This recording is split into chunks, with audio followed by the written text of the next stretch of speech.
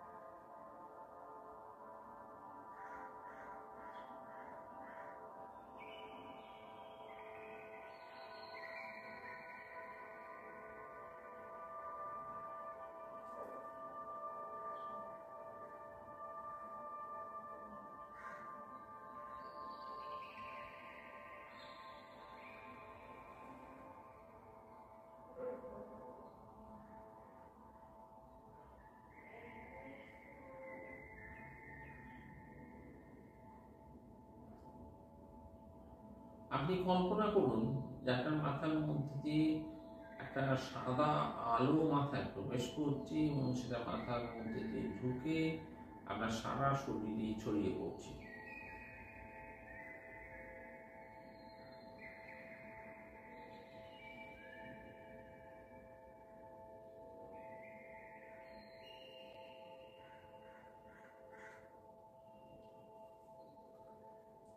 এই যে